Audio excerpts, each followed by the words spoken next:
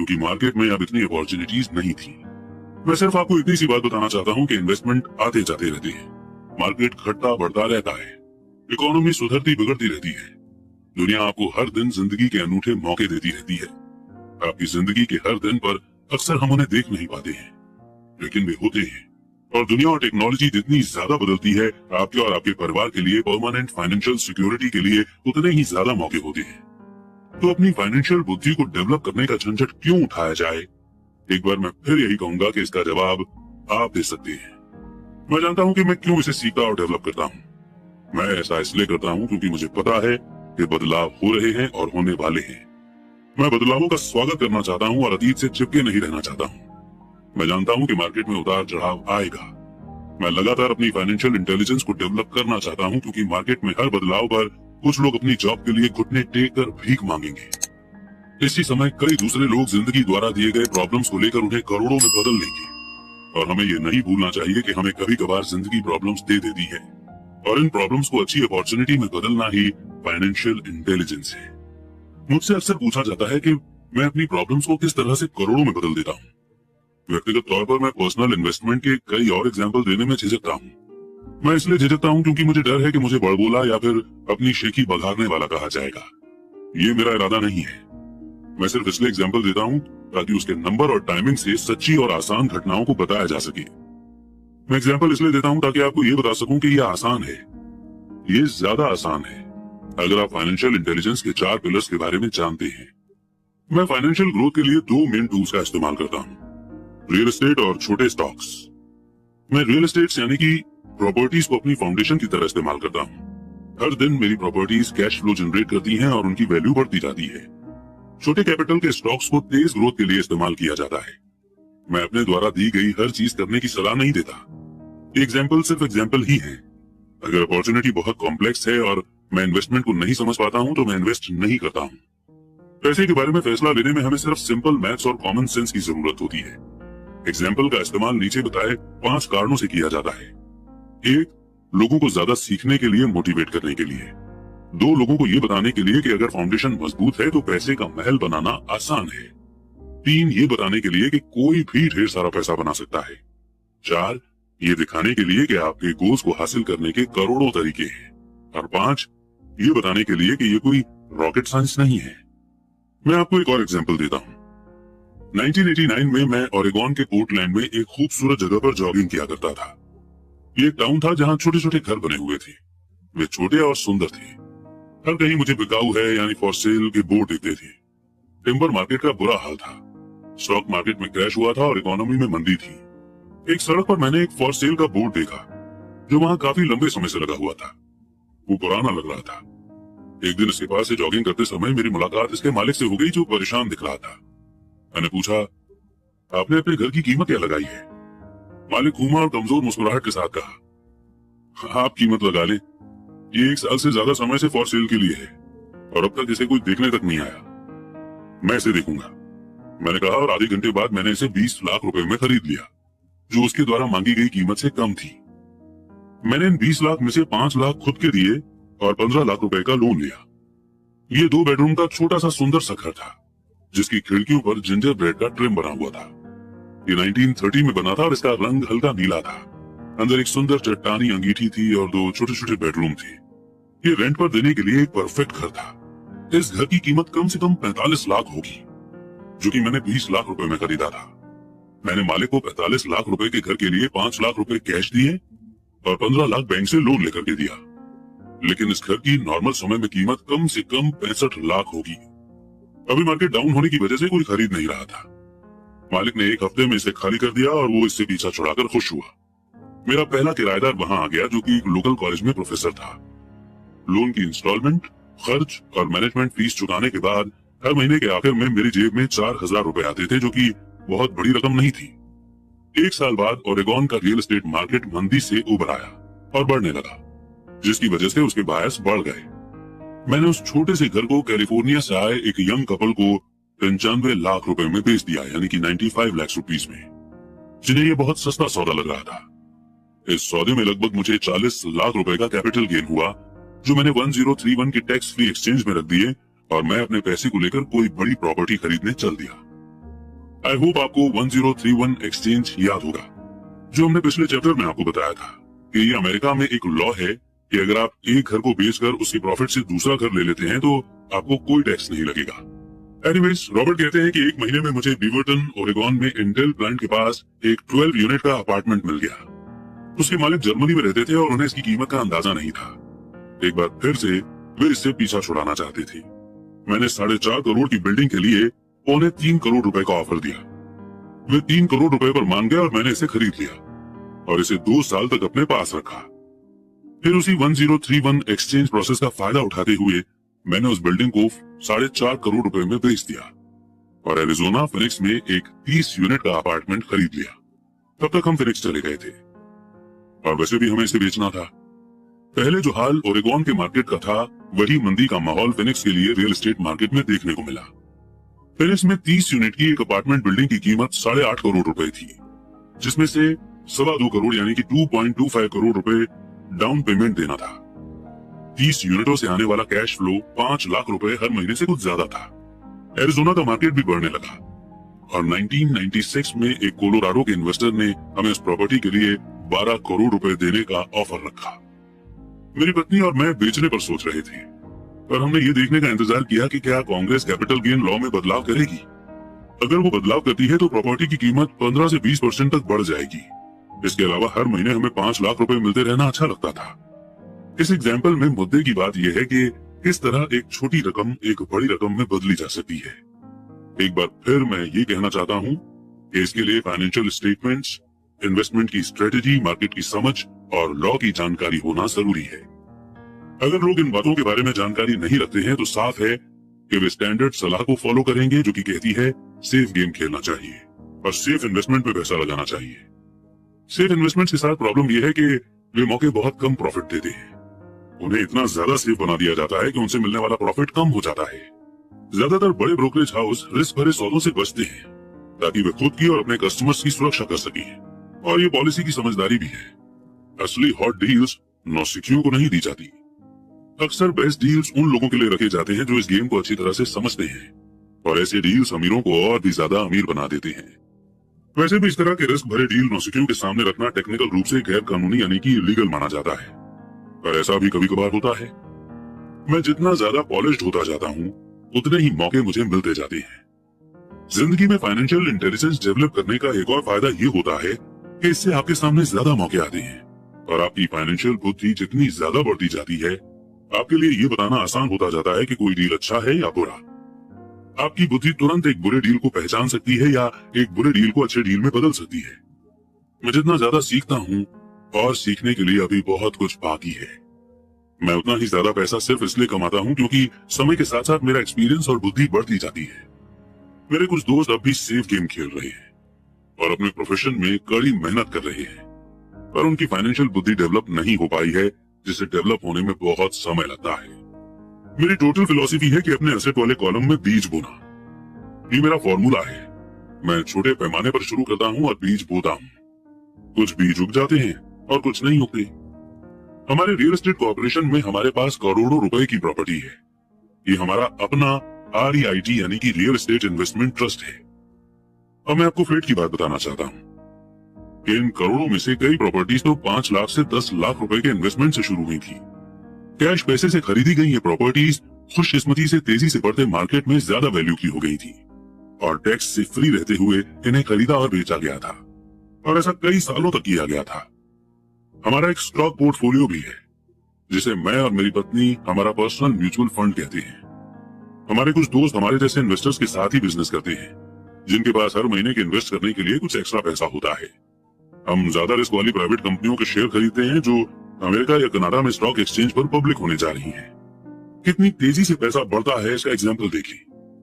हमने कंपनी के पब्लिक होने से पहले 25 रुपए पर शेयर के रेट पर 1 लाख शेयर खरीदे। 6 महीने बाद जब कंपनी शेयर मार्केट में रजिस्टर हो गई तो उसके शेयर का प्राइस 200 रुपए पर शेयर हो गया। ये ऐसे भी ज्यादा होगा। ऐसे भी कई साल रहे हैं जब हमारे 25 लाख रुपए 1 साल से भी कम के समय में 1 करोड़ रुपए बन गए हैं। अगर आप जानते हैं कि आप क्या कर रहे हैं तो ये जुआ नहीं है। ये जुआ तब होता अगर आप सौदे में अपना पैसा फेंक रहे हैं और भगवान से कामयाब होने की दुआ कर रहे हैं। आपको अपने टेक्निकल नॉलेज, इंटेलिजेंस और गेम के प्रति ट्रेन की जरूरत होगी ताकि रिस्क कम से कम रहे। वैसे रिस्क तो होता ही है, ये फाइनेंशियल इंटेलिजेंस होती है जिससे आपकी सक्सेस के मौके बढ़ जाते हैं। इसी कारण जो चीज एक आदमी के लिए रिस्क भरी होती है वो दूसरे आदमी के लिए उतनी रिस्क भरी नहीं होती। यही वो बेसिक कारण है जिसकी वजह से मैं लोगों को लगातार मोटिवेट करता हूँ कि वे स्टॉक, रियल एस्टेट या दूसरे मार्केट में इन्वेस्ट करने के बजाय फाइनेंशियल इंटेलिजेंस में इन्वेस्ट करें। आप जितने ज्यादा स्मार्ट होंगे, आपके सक्सेसफुल होने के मौके उतने ही ज्यादा होंगे। मैं खुद जिन स्टॉक्स में इन्वेस्ट करता हूँ उनमें बहुत ज्यादा रिस्क होता है और इसलिए मैं उन्हें रिकमेंड नहीं करता हूँ। मैं इस गेम को 1979 से खेल रहा हूँ और मैंने इसमें काफी एक्सपीरियंस हासिल कर लिया है।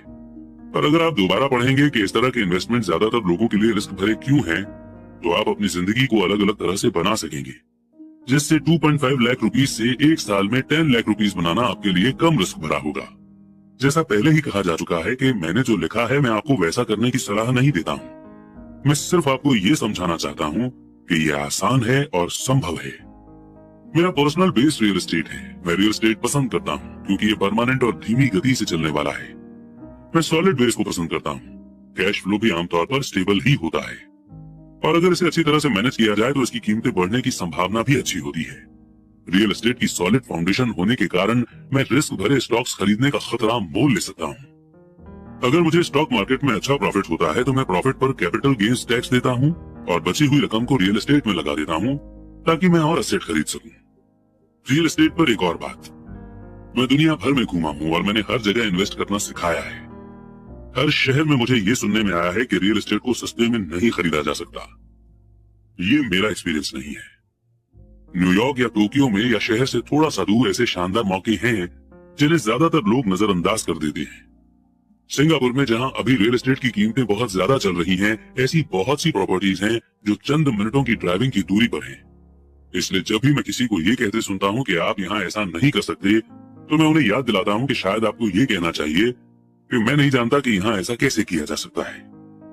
अभी तक गोल्डन अपॉर्चुनिटीज को आपकी आंखें नहीं देख सकती, उन्हें आपके दिमाग से देखा जा सकता है।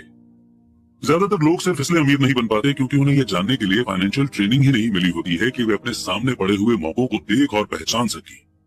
मुझसे अक्सर पूछा जाता है, मैं शुरुआत कैसे करूं? पिछले चैप्टर में मैंने फाइनेंशियल फ्रीडम के रास्ते पर चलने वाले 10 स्टेप्स के बारे में बताया है, पर ये हमेशा याद रखें कि आपको मजा आना चाहिए। ये सिर्फ एक गेम है। कई बार आप जीत जाते हैं और कई बार आपको एक्सपीरियंस मिलता है, पर हमेशा एंजॉय करें।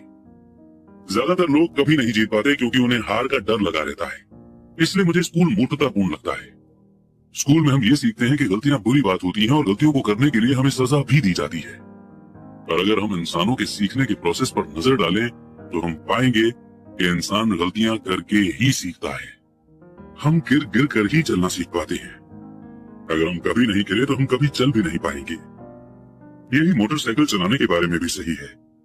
मेरे घुटनों पर अब भी चोट के निशान हैं, पर आज मैं बिना सोचे मोटरसाइकिल चला सकता हूँ। यही अमीर बनने के बारे में भी सही है।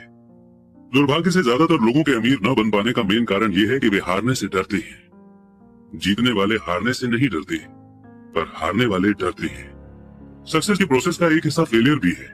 जो लोग फेलियर होने से बचते हैं, सक्सेस उनसे बचती है। मैं पैसे कमाने को टेनिस के गेम की तरह मानता हूँ। मैं मेहनत से खेलता हूँ, गलतियां करता हूँ, गलतियां सुधारता हूँ और ज्यादा गलतियां करता हूँ, सुधारता हूँ, और इस तरह से मेरा गेम बेटर होता जाता है। अगर मैं गेम में हार जाता हूँ तो मैं नेट के पास जाकर अपने अपोनेंट से हाथ मिलाता हूँ, मुस्कुराता हूँ और कहता हूँ कि अगले शनिवार को मिलेंगे। इन्वेस्टर दो तरह के होते हैं। एक, पहले और सबसे आम तरह के इन्वेस्टर वे लोग होते हैं जो एक पैकेज में इन्वेस्ट करते हैं।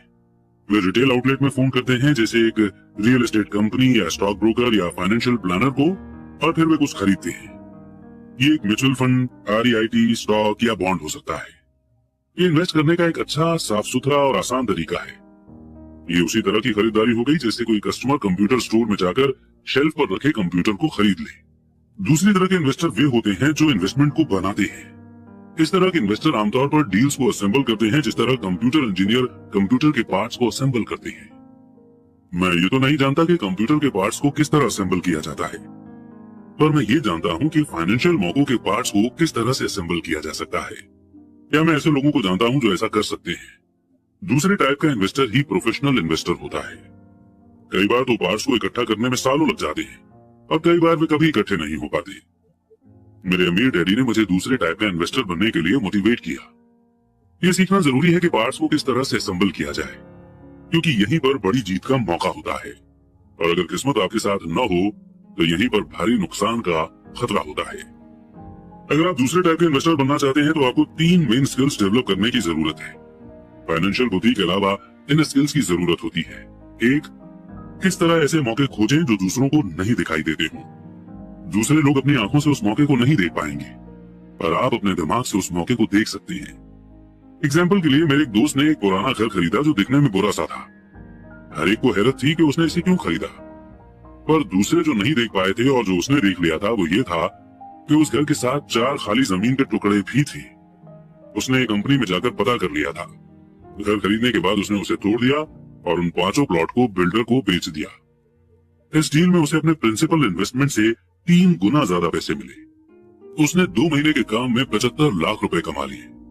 ये बहुत ज्यादा रकम तो नहीं है, पर ये मिनिमम सैलरी से तो ज्यादा ही है और ये टेक्निकल रूप से मुश्किल भी नहीं है। 2, पैसा किस तरह जुटाया जाए। एवरेज आदमी बैंक जाता है, पर इस दूसरे किस्म के इन्वेस्टर को ये पता होना चाहिए कि कैपिटल किस तरह से जुटाया जाए और बिना बैंक जाए कितने तरीकों से पैसा जुटाया जा सकता है। मैंने सीखा है कि बिना बैंक की मदद लिए घर कैसे खरीदे जा सकते हैं। घर खरीदना जरूरी नहीं है, पर पैसा इकट्ठा करना एक इम्पोर्टेंट आर्ट है। अक्सर मैं लोगों को ये कहते सुनता हूँ कि बैंक मुझे कर्ज नहीं दे रहा है या मेरे पास खरीदने के लिए पैसे नहीं है। अगर आप दूसरे किस्म के इन्वेस्टर बनना चाहते हैं तो आपको ये सीखने की जरूरत है, क्योंकि इसी कारण ज्यादातर लोगों की प्लानिंग ठप हो जाती है। दूसरे शब्दों में, ज्यादातर लोग सिर्फ इसलिए डील नहीं कर पाते क्योंकि उनके पास पैसा नहीं होता। अगर आप इस बाधा को पार कर सकते हैं तो आप ऐसे लोगों से मीलों आगे होंगे जिन्होंने इन स्किल्स को नहीं सीखा। ऐसे कई मौके आए हैं जब मैंने घर या स्टॉक या अपार्टमेंट बिल्डिंग को खरीदा है, जबकि मेरे बैंक में एक पैसा भी नहीं था। मैंने एक अपार्टमेंट हाउस को 12 लाख में खरीदा। मैंने इसके लिए कॉन्ट्रैक्ट किया जो कि बायर और सेलर के बीच में रिटर्न कॉन्ट्रैक्ट था। फिर मैंने 1 लाख का डिपॉजिट इकट्ठा किया, जिससे मुझे बाकी पैसे को जुटाने के लिए 90 दिन की मोहलत मिल गई। मैंने ऐसा क्यों किया? क्योंकि मैं जानता था कि इसकी असली कीमत 20 लाख थी। मैंने इस पैसे को कभी भी नहीं जुटाया। इसके बजाय जिस आदमी ने मुझे 1 लाख दिए थे, उसने मुझे 50,000 रुपए भी दिए ताकि वो मेरी जगह पर आ जाए, और इस तरह वो मेरी जगह पर आ गया और मैं उस इन्वेस्टमेंट से बाहर निकल गया। इस काम में मेरे कुल 3 दिन लगे। एक बार फिर मैं ये कहना चाहता हूँ कि आप क्या खरीदते हैं ये इम्पोर्टेंट नहीं है। इम्पोर्टेंट ये है कि आप कितना जानते हैं। इन्वेस्ट करना खरीदना नहीं होता है, ये नॉलेज है। 3, किस तरह स्मार्ट लोगों को ऑर्गेनाइज किया जाए। ऐसे लोग समझदार होते हैं जो या तो अपने से ज्यादा समझदार लोगों के साथ काम करते हैं या उन्हें काम पर रखते हैं। जब भी आपको सलाह की जरूरत हो तो ये पक्का कर लें कि आपका एडवाइजर समझदार हो।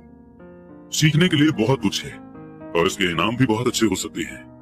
अगर आप इन स्किल्स को नहीं सीखना चाहते हैं तो आपको पहली तरह का इन्वेस्टर बनने की सलाह दी जाती है। आप जो जानते हैं वही आपका सबसे बड़ा कैपिटल है। आप जो नहीं जानते वही आपका सबसे बड़ा रिस्क है। रिस्क तो हमेशा रहता है, इसलिए इससे बचने के बजाय इसे मैनेज करना सीखें।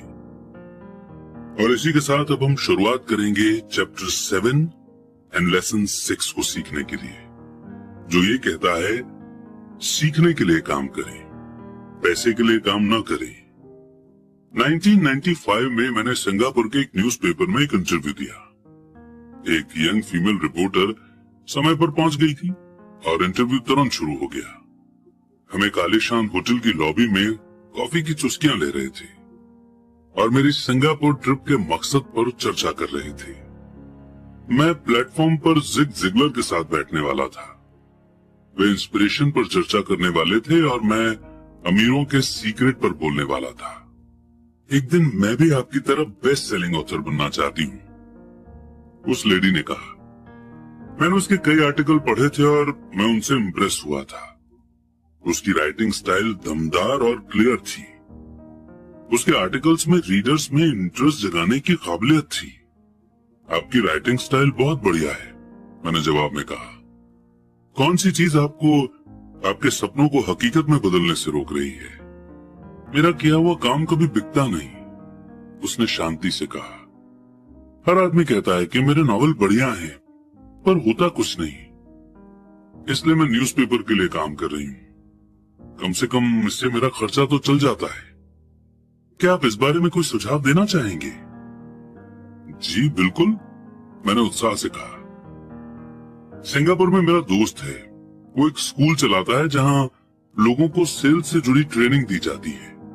वो सिंगापुर के कई टॉप कॉर्पोरेशंस के लिए सेल्स ट्रेनिंग कोर्स चलाता है, और मैं समझता हूं कि उसके कोर्स में शामिल होने से आपका करियर बहुत ज्यादा डेवलप हो जाएगा। इतना सुनते ही वो गुस्से में आ गई। आप ये कहना चाहते हैं कि सेल्स सीखने के लिए मुझे स्कूल जाना पड़ेगा? मैंने सहमति में सिर हिलाया। आप सचमुच ऐसा कह रहे हैं या मजाक कर रहे हैं? मैंने एक बार फिर सहमति में सिर हिलाया। इसमें गलत क्या है? मैं अब अपने शब्द वापस लेना चाहता था। उसे मेरी किसी बात से बुरा लग गया था, और अब मैं सोच रहा था कि कितना अच्छा होता कि मैंने उसे कोई सुझाव नहीं दिया होता। उसकी मदद करने की कोशिश में अब मैं खुद के सुझाव की रक्षा करते नजर आ रहा था। मेरे पास इंग्लिश लिटरेचर में मास्टर्स डिग्री है। मैं सेल्समैन बनने के लिए स्कूल क्यों जाऊं? मैं एक प्रोफेशनल हूं। मैं एक प्रोफेशन में ट्रेनिंग लेने के लिए स्कूल गई थी ताकि मुझे सेल्समैन न बनना पड़े। मैं सेल्समैन से नफरत करती हूं। उन्हें सिर्फ पैसा चाहिए होता है। तो आप मुझे बताएं कि मैं सेल्स की स्टडी क्यों करूं? अब वो अपना ब्रीफ केस ताकत से बंद कर रही थी। इंटरव्यू खत्म हो गया था। कॉफी टेबल पर मेरी एक बेस्ट सेलिंग बुक रखी हुई थी। मैंने उसे उठाया और उस लेडी द्वारा लिखे गए नोट्स को अपने दूसरे हाथ में रखा। क्या आप इसे देख सकती हैं? मैंने उसके नोट्स की तरफ इशारा किया। उसने अपने नोट्स पर नजर डाली। क्या? उसने उलझन में कहा। एक बार फिर मैंने उसके नोट्स की तरफ जानबूझकर इशारा किया। उसके पैड पर उसने लिखा था, Robert Kiyosaki, best selling author. यहां पर बेस्ट सेलिंग ऑथर लिखा हुआ है, न कि बेस्ट राइटिंग ऑथर। उसकी आंखें तुरंत फैल गईं। मैं बहुत बुरा ऑथर हूं। आप बहुत बढ़िया ऑथर हैं। मैं सेल्स स्कूल गया हूं। आपके पास मास्टर्स डिग्री है। दोनों को इकट्ठा कर लें और आप एक बेस्ट सेलिंग ऑथर और एक बेस्ट राइटिंग ऑथर बन सकती हैं। उसकी आंखों में गुस्सा था। मैं कभी इतना नीचे नहीं गिरूंगी कि सेल्स सीखने के लिए ट्रेनिंग लूं। आप जैसे लोगों को तो लिखना ही नहीं चाहिए। मैं एक प्रोफेशनल राइटर हूं और आप एक सेल्समैन हैं। ये सही नहीं है। उसने अपने बाकी के नोट्स भी समेट लिए और वो सिंगापुर की उस नम सुबह में तेजी से बाहर निकल गई। कम से कम अगले दिन उसने मुझे एक अच्छा कवरेज दिया। दुनिया स्मार्ट, गुणी, पढ़े लिखे और टैलेंटेड लोगों से भरी हुई है। हम उनसे हर दिन मिलते हैं। वे हमारे चारों तरफ हैं। कुछ दिन पहले मेरी कार में कुछ गड़बड़ आ गई थी। मैं गैरेज गया और एक यंग मैकेनिक ने उसे मिनटों में ही ठीक कर दिया। इंजन की आवाज सुनकर ही उसे समझ में आ गया था कि गड़बड़ कहां थी। मैं हैरान था। दुखद सच तो यह है कि टैलेंट ही काफी नहीं होता। मुझे लगातार ये देख देख कर झटका लगता है कि टैलेंटेड लोग कितना कम कमा पाते हैं। मैंने अभी हाल ही में सुना है कि 5% से भी कम इंडियन एक साल में 12 लाख से ज्यादा कमा पाते हैं। मैं ऐसे टैलेंटेड और वेल एजुकेटेड लोगों से मिला हूं जो एक साल में 5 लाख रुपए से भी कम कमा पाते हैं। मेडिकल बिजनेस में एक्सपर्टीज रखने वाला एक प्रोफेशनल कंसल्टेंट मुझे बता रहा था कि कितने डॉक्टर, डेंटिस्ट और दूसरे लोग पैसे की प्रॉब्लम से जूझ रहे हैं। और मेरी सोच ये थी कि एक बार डॉक्टर बनने के बाद तो पैसा उनके घर बरसने लगता होगा। इस कंसल्टेंट ने मुझे एक बढ़िया बात कही। वो बड़ी दौलत से सिर्फ एक स्किल दूर है। इस लाइन का मतलब यह है कि ज्यादातर लोगों को सिर्फ एक और स्किल सीखने की जरूरत होती है और इसके बाद उनकी इनकम अपने आप बहुत ज्यादा बढ़ जाएगी। मैं ये पहले ही बता चुका हूं कि financial intelligence, accounting, investment, marketing और लॉ का कॉम्बिनेशन है। इन 4 टेक्निकल स्किल्स को मिला दें और पैसे से पैसा बनाना ज्यादा आसान हो जाएगा। जब पैसे की बात आती है तो ज्यादातर लोगों में सिर्फ ज्यादा कड़ी मेहनत करने की एबिलिटी होती है। स्किल्स के कॉम्बिनेशन का एक अच्छा एग्जाम्पल न्यूज़पेपर की उस रिपोर्टर का है। अगर वो सेल्स और मार्केटिंग के फील्ड में स्किल हासिल कर ले तो उसकी इनकम हवा से बातें कर सकती है। अगर मैं उसकी जगह होता तो मैं एडवर्टाइज, कॉपीराइटिंग और सेल्स के कोर्स में शामिल हो जाता।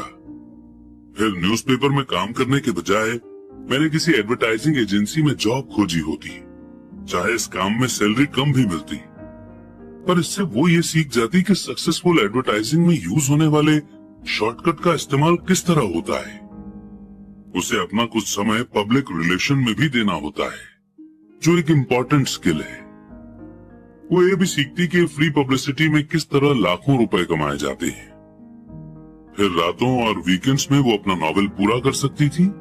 जब वो पूरा हो जाता तो वो अपनी बुक को बेचने के लिए ज्यादा अच्छी सिचुएशन में होती। फिर कुछ ही समय में वो एक बेस्ट सेलिंग ऑथर हो सकती थी। जब मैंने अपनी पहली book if you want to be rich and happy don't go to school छपवाई तो एक पब्लिशर ने मुझे ये सुझाव दिया कि मैं टाइटल को बदलकर द इकोनॉमिक्स ऑफ एजुकेशन कर दूं। मैंने पब्लिशर से साफ कह दिया कि इस तरह के टाइटल से बुक की सिर्फ 2 कॉपी ही बिकेंगी। एक तो मेरा परिवार खरीदेगा और दूसरा मेरा सबसे अच्छा दोस्त, और वो दोनों ही इसे मुफ्त में पाने की आशा करेंगे। If you want to be rich and happy don't go to school इस टाइटल को जानबूझकर चोट करने वाला बनाया गया था, क्योंकि मैं जानता था कि ऐसा करने से इसे बेहद पब्लिसिटी मिलेगी। मैं एजुकेशन को सपोर्ट करता हूं और एजुकेशन के सुधार में विश्वास करता हूं, नहीं तो मैं पुराने एजुकेशन सिस्टम को बदलने की बार बार डिमांड क्यों करता। इसलिए मैंने एक ऐसा टाइटल चुना जो टीवी और रेडियो शो पर ज्यादा प्रमोट हो सकता था, सिर्फ इसलिए क्योंकि मैं कंट्रोवर्सी में घिरने से नहीं डरता। कई लोगों का विचार था कि मैं कोई बेवकूफ था, पर बुक बिकी और बहुत बिकी। जब मैं यूएस मर्चेंट मरीन एकेडमी में 1969 में ग्रेजुएट हुआ तो मेरे पढ़े लिखे डैडी खुश हुए। स्टैंडर्ड ऑयल ऑफ कैलिफोर्निया ने मुझे अपने ऑयल टैंकर फ्लीट में काम दे दिया। मैं थर्ड मेट था और हालांकि मेरी सैलरी मेरे साथियों की तुलना में कम थी, पर कॉलेज के बाद पहले काम के हिसाब से ठीक थी। मेरी शुरुआती सैलरी हर साल 4.5 लाख रुपए थी, जिसमें ओवर टाइम भी शामिल था और मुझे सिर्फ 7 महीने काम करना पड़ता था। बाकी के 5 महीने मेरी छुट्टियां होती थी। अगर मैं चाहता तो मैं एक सहायक यानी कि सब्सिडियरी शिपिंग कंपनी के साथ वियतनाम जा सकता था और अपनी 5 महीनों की छुट्टियों के बदले अपनी सैलरी दुगनी कर सकता था। मेरे सामने एक बहुत बढ़िया करियर था, पर मैंने 6 महीने बाद ही रिजाइन कर दिया और मरीन कॉर्प्स में भर्ती हो गया ताकि मैं हवाई जहाज उड़ाना सीख सकूं। मेरे पढ़े लिखे डैडी का दिल टूट गया। अमीर डैडी ने मुझे बधाइयां दी। स्कूल और जॉब में स्पेशलाइजेशन का विचार एक पॉपुलर विचार है, यानी कि ज्यादा पैसा कमाने के लिए या प्रमोशन हासिल करने के लिए आपको स्पेशलाइजेशन हासिल करने की जरूरत है। इसीलिए मेडिकल डॉक्टर्स तुरंत चाइल्ड स्पेशलिस्ट या ऑर्थोपेडिक जैसी स्पेशलाइजेशन हासिल करने में जुट जाते हैं। यही अकाउंटेंट्स, आर्किटेक्ट्स, वकीलों, पायलटों और बाकी लोगों की भी स्ट्रेटेजी है। मेरे पढ़े लिखे डैडी इस विचारधारा में विश्वास रखते थे, इसलिए वे डॉक्टरेट मिलने के बाद एक्साइटेड हो गए थे। वे अक्सर ये मानते थे कि स्कूल में ऐसे लोगों का सम्मान किया जाता है जो कम से कम चीजों के बारे में ज्यादा से ज्यादा पढ़ते हैं। अमीर डैडी मुझे उसका ठीक उल्टा करने के लिए मोटिवेट करते थे। आपको हर चीज के बारे में थोड़ा थोड़ा पता होना चाहिए, ये उनका सुझाव था। इसलिए मैंने उनकी कंपनियों में कई डिपार्टमेंट्स में सालों तक काम किया। कुछ समय के लिए मैंने उनके अकाउंटिंग डिपार्टमेंट में काम किया। हालांकि मैं कभी अकाउंटेंट नहीं बन सकता था, पर वे चाहते थे कि मैं उस डिपार्टमेंट में रहकर उसके बारे में मोटी मोटी बातें समझ लूं। अमीर डैडी जानते थे कि मैं वहां की वोकैबुलरी को समझ लूंगा कि क्या इम्पोर्टेंट होता है और क्या नहीं। मैं एक बस बॉय और कंस्ट्रक्शन वर्कर के रूप में भी काम कर चुका हूं। और सेल्स, रिजर्वेशन और मार्केटिंग में भी। वे मुझे और माइक को सीढ़ी दर सीढ़ी सिखा रहे थे, इसलिए वे चाहते थे कि हम लोग उनके बैंकर, वकील, अकाउंटेंट और ब्रोकर के साथ मीटिंग में हिस्सा लें। वे चाहते थे कि हम लोग उनके अंपायर के हर पहलू के बारे में थोड़ी थोड़ी जानकारी रखें। जब मैंने स्टैंडर्ड ऑयल की अच्छी सैलरी वाली जॉब छोड़ी तो मेरे पढ़े लिखे डैडी ने मुझसे दिल खोलकर बातें की। उन्हें कुछ समझ में नहीं आ रहा था। वे मेरे फैसले के पीछे के कारण को नहीं समझ पा रहे थे, क्योंकि जिस जॉब को मैंने छोड़ा था उसमें सैलरी अच्छी थी, बेनिफिट्स बहुत अच्छे थे, खाली समय भी बहुत मिलता था और प्रमोशन के भी बहुत अच्छे मौके थे। जब एक शाम उन्होंने मुझसे पूछा कि तुमने जॉब क्यों छोड़ दी, तो मेरे लाख कोशिश करने के बाद भी मैं उन्हें इसका कारण नहीं समझा सका। मेरे तर्क उनके तर्क के दायरे में फिट नहीं हो पा रहे थे। प्रॉब्लम ये थी कि मेरा तर्क मेरे अमीर डैडी का तर्क था। मेरे पढ़े लिखे डैडी के लिए जॉब की सिक्योरिटी ही सब कुछ थी, जबकि मेरे अमीर डैडी के लिए सीखना ही सब कुछ था। पढ़े लिखे डैडी का मानना था कि मैं शिप का ऑफिसर बनने की एजुकेशन लेने के लिए स्कूल गया था, जबकि अमीर डैडी जानते थे कि मैं इंटरनेशनल बिजनेस को स्टडी करने के लिए स्कूल गया था। तो एक स्टूडेंट की तरह मैं सदर ईस्ट और साउथ पैसिफिक जाने वाले जहाजों पर, ऑयल टैंकरों और पैसेंजर जहाजों पर काम करता रहा। अमीर डैडी इस बात पर जोर देते थे कि मैं यूरोप की तरफ जाने वाले जहाजों के बजाय पैसिफिक ओशियन पर अपना ध्यान फोकस करूं, क्योंकि भविष्य के देश एशिया में है, यूरोप में नहीं। जबकि मेरे ज्यादातर क्लासमेट्स, जिनमें माइक भी शामिल था, अपने घरों पर पार्टी और मौज मस्ती करते थे। तब मैं Japan, Taiwan, Thailand, Singapore, Hong Kong, Vietnam, Korea और फिलीपींस में बिजनेस लोगों और बिजनेस करने के स्टाइल और कल्चर के बारे में जान रहा था। मैं भी पार्टी कर रहा होता था, पर अपने घर पर नहीं। मेरी नॉलेज बहुत तेजी से बढ़ रही थी। पढ़े लिखे डैडी कभी नहीं समझ सके कि मैंने ये जॉब क्यों छोड़ी और इसके बाद मरीन कॉर्प्स में क्यों शामिल हुआ। मैंने उन्हें बता दिया कि मैं जहाज उड़ाना सीखना चाहता हूं, पर असल में मैं ट्रूप का लीडर बनना सीखना चाहता था। अमीर डैडी ने मुझे बता रखा था कि कंपनी चलाने का सबसे मुश्किल काम था लोगों से काम लेना।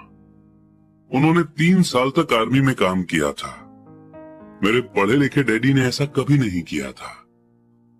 अमीर डैडी ने मुझे बताया कि खतरनाक सिचुएशन में किस तरह लोगों को लीड किया जाए। जो चीज तुम्हें अगली सीखनी चाहिए वो है लीडरशिप। उन्होंने कहा, अगर आप एक अच्छे लीडर नहीं हैं तो आप पर पीछे से भी गोली चलाई जा सकती है, जैसा बिजनेस में किया जाता है। 1973 में वियतनाम से लौटने पर मैंने कमीशन से इस्तीफा दे दिया। हालांकि मैं हवाई जहाज उड़ाना पसंद करता था, मैं जेरोक्स कंपनी में काम करने लगा। मैंने इसमें एक वजह से जॉब की थी। मैं एक शर्मीला आदमी था और सेल्स का आइडिया मुझे दुनिया का सबसे डरावना टॉपिक लगता था। जेरोक्स अमेरिका में सेल्स ट्रेनिंग प्रोग्राम में बहुत बढ़िया कंपनी मानी जाती थी। अमीर डैडी को मुझ पर गर्व था। मेरे पढ़े लिखे डैडी को मुझ पर शर्म आती थी।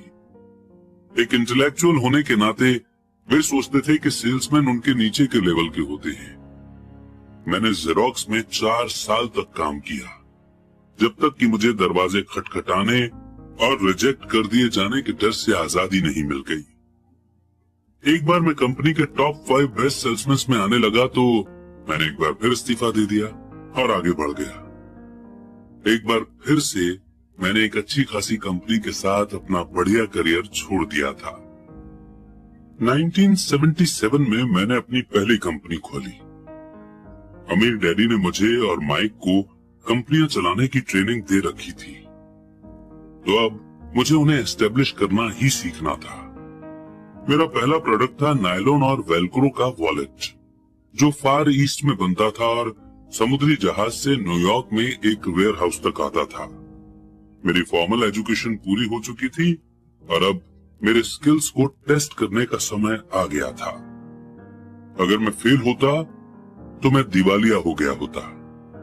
अमीर डैडी का मानना था कि 30 साल के पहले ही दिवालिया होना सबसे अच्छा होता है, आपके पास संभलने का मौका होता है। उनकी सलाह थी। मेरे 30वें जन्मदिन की शाम को मेरा पहला शिपमेंट कोरिया से न्यूयॉर्क के लिए रवाना हुआ। आज मैं इंटरनेशनल लेवल पर बिजनेस करता हूँ और जैसे मेरे अमीर डैडी मुझे एनकरेज किया करते थे, मैं डेवलपिंग कंट्रीज पर फोकस करता हूँ। आज मेरी इन्वेस्टमेंट कंपनी दक्षिण अमेरिका, एशिया, नॉर्वे और रूस में इन्वेस्ट करती है। एक कहावत है, जॉब एक शॉर्ट फॉर्म है जस्ट ओवर ब्रोक का, और दुर्भाग्य से एक करोड़ों लोगों के लिए सही साबित होता है, क्योंकि स्कूल ये नहीं समझाता कि फाइनेंशियल बुद्धि भी बुद्धि का ही एक रूप है। इसलिए ज्यादातर एम्प्लॉय या मजदूर अपने साधनों के अंदर रह रहे हैं। वे मेहनत करते हैं और अपने बिल चुकाते हैं। एक और डरावनी मैनेजमेंट थ्योरी है, काम करने वाले इसीलिए कड़ी मेहनत करते हैं ताकि उन्हें जॉब से न निकाल दिया जाए, और मालिक उन्हें सिर्फ इतना देते हैं ताकि काम करने वाले काम छोड़कर न चले जाएं। अगर आप ज्यादातर कंपनियों की सैलरी देखें तो आप पाएंगे कि इस बात में थोड़ी बहुत सच्चाई तो है। इसका कुल नतीजा ये होता है कि ज्यादातर एम्प्लॉय आगे नहीं बढ़ पाते। वे वही करते हैं जो उन्हें सिखाया जाता है। सिक्योर जॉब खोज लो। ज्यादातर काम करने वाले कम समय के इनाम जैसे सैलरी और दूसरे फायदों के लिए काम करते हैं, पर लॉन्ग टर्म के नजरिए से ये उनके लिए नुकसान का सौदा साबित होता है। इसके बजाय मैं यंग लोगों को यही सलाह दूंगा कि जॉब खोजते समय वे इस बात पर कम ध्यान दें कि वे कितना कमा रहे हैं, और इस बात पर ज्यादा ध्यान दें कि वे कितना सीख रहे हैं।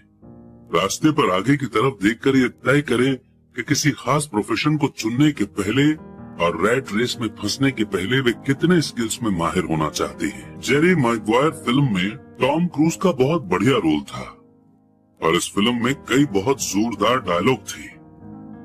शायद सबसे यादगार लाइन थी, मुझे पैसा दिखाओ, और एक और लाइन थी जो मेरे हिसाब से ज्यादा सच्ची थी। ये उस सीन में थी जहां टॉम क्रूज फर्म छोड़कर जा रहा है। उसे जॉब से निकाल दिया गया है और वो पूरी कंपनी से पूछता है, मेरे साथ कौन आना चाहता है? और सब लोग चुपचाप और शॉक्ड खड़े रहते हैं। सिर्फ एक औरत बोलती है, मैं आना तो चाहती हूँ, पर मेरा 3 महीने में प्रमोशन होने वाला है।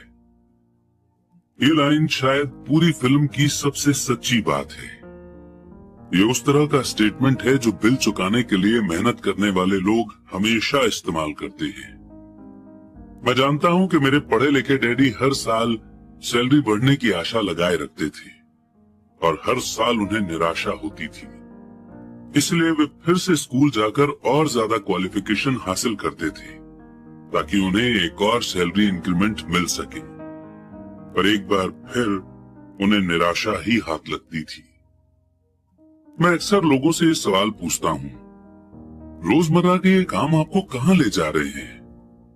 छोटे हैमस्टर की तरह लोगों को यह देखना चाहिए कि उनकी कड़ी मेहनत का नतीजा क्या निकल रहा है, उनका भविष्य कैसा होगा। Cyril Brickfield, the American Association of Retired People के पहले वाले एग्जीक्यूटिव डायरेक्टर का कहना है कि प्राइवेट पेंशन की हालत बहुत खराब है। पहली बात तो यह है कि आज काम करने वालों में से 50% को कोई पेंशन नहीं मिलेगी। इसी बात से चिंता होनी चाहिए। और बाकी बचे 50% में से भी 75 से 80% लोगों को मामूली पेंशन मिलेगी, जो हर महीने 5500 रुपए या 10,000 रुपए या 20,000 रुपए होगी। अपनी बुक द रिटायरमेंट मिथ में क्रेग एस कापेल लिखते हैं, मैं एक बड़ी नेशनल पेंशन एडवाइजरी फर्म के हेड ऑफिस में गया और मैं मैनेजिंग डायरेक्टर से मिला जिसकी एक्सपर्टीज बढ़िया रिटायरमेंट प्लान्स तैयार करने में थी। जब मैंने उससे पूछा कि छोटे ऑफिस में काम करने वाले लोगों को पेंशन से कितनी इनकम की उम्मीद करनी चाहिए, तो उसने विश्वास भरी मुस्कुराहट के साथ कहा, सिल्वर बुलेट। Silver bullet? इसका क्या मतलब होता है? मैंने पूछा। उसने अपने कंधे उचकाए। अगर बुजुर्गों को ये लगता है कि बुढ़ापे में उनके पास जिंदा रहने के लिए काफी पैसे नहीं है, तो वे अपने आप को गोली मार सकते हैं। कार्पल इसके बाद पुराने रिटायरमेंट प्लान और ज्यादा खतरनाक नए 401 के प्लान में फर्क को क्लियर करते हैं। ज्यादातर काम करने वालों के लिए ये कोई सुखद तस्वीर नहीं है, और ये तो ही रिटायरमेंट की बात। जब इस तस्वीर में मेडिकल फीस और long term nursing home facility को जोड़ा जाता है तो तस्वीर डरावनी हो जाती है। उनकी 1995 की बुक में वे बताते हैं कि नर्सिंग होम की फीस हर साल 30 लाख से 50 लाख डॉलर है। और अगर हम इंडिया की बात करें तो अमेरिका और इंडिया में दोनों जगह गवर्नमेंट ऑफिशियल्स को पेंशन बंद है।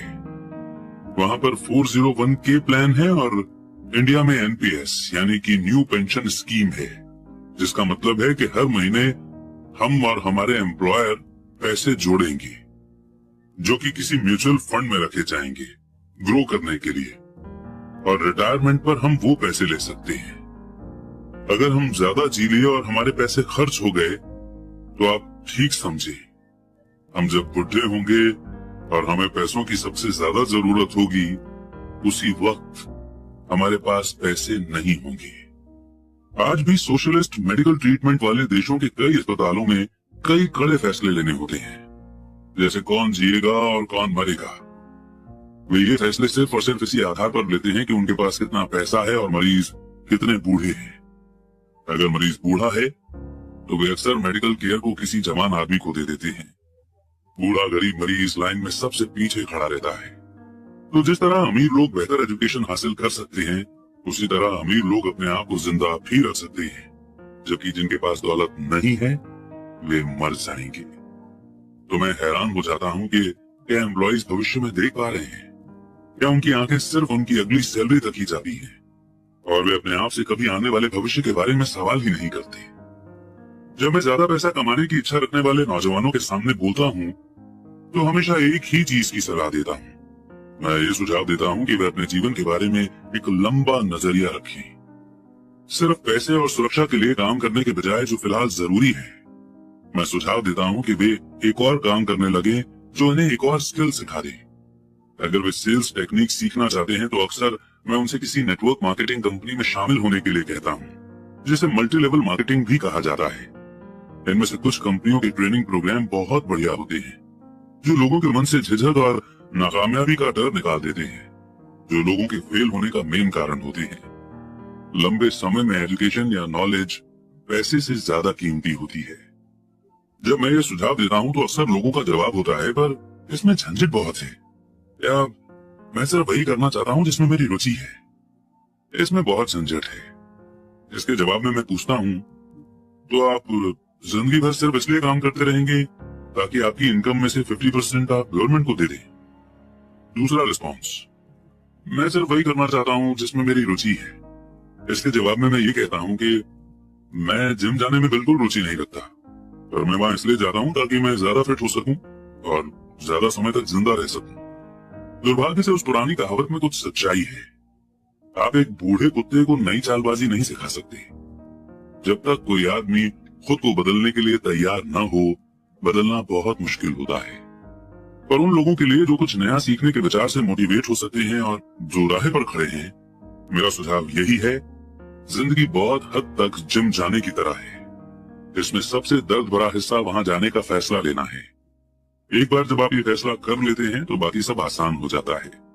ऐसे कई दिन आए हैं जब मैं जिम जाने के नाम से कांप जाता हूँ, पर एक बार जब मैं वहां पहुंच जाता हूँ और काम शुरू कर देता हूँ तो मुझे इसमें मजा आने लगता है।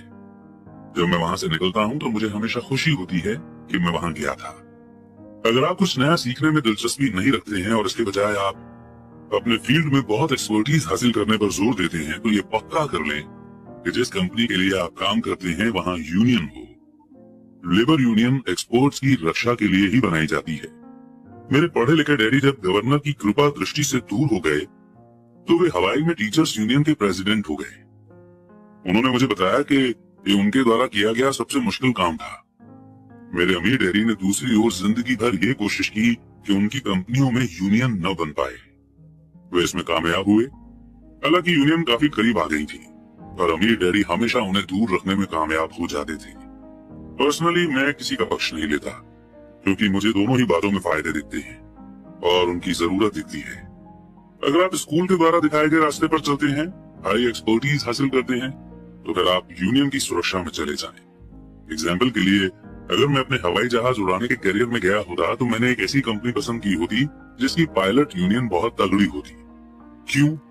क्योंकि मेरी जिंदगी सिर्फ एक स्किल को सीखने के लिए समर्पित होती, जिसकी वैल्यू सिर्फ एक इंडस्ट्री में ही हो सकती थी। अगर मुझे उस इंडस्ट्री से निकाल दिया गया होता तो मेरे स्किल्स किसी दूसरे इंडस्ट्री में उतने काम के नहीं होते। अगर किसी सीनियर पायलट को निकाल दिया जाए जिसके पास 1 लाख घंटे का फ्लाइंग एक्सपीरियंस हो और जो हर साल $15 लाख कमा रहा हो, उसे स्कूल टीचिंग में इतनी ज्यादा कमाई वाली बराबरी की जॉब ढूंढने में बहुत दिक्कत आएगी। स्किल्स एक इंडस्ट्री से दूसरी इंडस्ट्री में ट्रांसफर नहीं होती, क्योंकि एयरलाइन इंडस्ट्री में जिन स्किल्स की जरूरत होती है और जिसके लिए पायलट को ज्यादा सैलरी दी जाती है, वे स्कूल सिस्टम में उतने इम्पोर्टेंट नहीं होते। आज डॉक्टरों के लिए भी ये सही है। मेडिकल फील्ड में इतने बदलाव हो रहे हैं, कई मेडिकल एक्सपर्ट मेडिकल ऑर्गेनाइजेशन जैसे HMO से जुड़ना पसंद करते हैं। स्कूल के टीचर्स को यूनियन का मेंबर होना पड़ता है। आज अमेरिका में टीचर्स की यूनियन सबसे बड़ी और अमीर लेबर यूनियन है। NEA यानी कि नेशनल एजुकेशन एसोसिएशन के पास बहुत ज्यादा पॉलिटिकल इन्फ्लुएंस है। टीचर्स को अपनी यूनियन की सुरक्षा की जरूरत होती है, क्योंकि एजुकेशन के बाहर उनकी स्किल्स की वैल्यू रिलेटिवली काफी कम होती है। तो रूल ये है, एक्सपर्टीज हासिल करो और यूनियन बना लो। स्मार्ट लोग यही करते हैं। जब मैं अपनी क्लास से पूछता हूँ कि आप में से कितने मैकडॉनल्ड से अच्छा हैमबर्गर बना लेते हैं, तो लगभग सभी स्टूडेंट्स अपने हाथ खड़े कर देते हैं। मैं फिर पूछता हूँ, अगर आप में से ज्यादातर बेहतर हैमबर्गर बना लेते हैं तो ऐसा क्यों होता है कि मैकडॉनल्ड आपसे ज्यादा पैसा बना लेता है? जवाब साफ है, मैकडॉनल्ड बिजनेस सिस्टम में आपसे अच्छा है। ज्यादातर टैलेंटेड लोग सिर्फ इसलिए गरीब होते हैं क्योंकि वे अपना सारा ध्यान बेहतर हैमबर्गर बनाने में लगाते हैं और बिजनेस सिस्टम के बारे में कुछ नहीं जानते। हवाई में मेरा एक दोस्त है जो एक कमाल का आर्टिस्ट है। वो काफी पैसा कमा लेता है। एक दिन उसकी माँ के वकील ने उसे बताया कि उसकी माँ ने अपने बेटे के नाम पर $35,000 छोड़े हैं। ये रकम गवर्नमेंट और वकीलों द्वारा अपना हिस्सा लेने के बाद बची थी। तुरंत उसने इस पैसे को ऐड करके अपने बिजनेस को बढ़ाने का सोचा। 2 महीने बाद उसका पहला पूरा पेज का एक कलरफुल एड एक जानी मानी मैगजीन में पब्लिश हुआ, जिसके रीडर बहुत अमीर लोग थे। ये एड 3 महीने तक चला। उसे एड के लिए कोई जवाब नहीं मिला और उसकी सारी पूंजी इस एड में खत्म हो गई और अब वो मैगजीन पर केस ठोकना चाहता है। एक ऐसे आम आदमी का एग्जाम्पल है जो कि एक बेहतरीन हैमबर्गर बना सकता है, पर बिजनेस की समझ बिल्कुल नहीं रखता।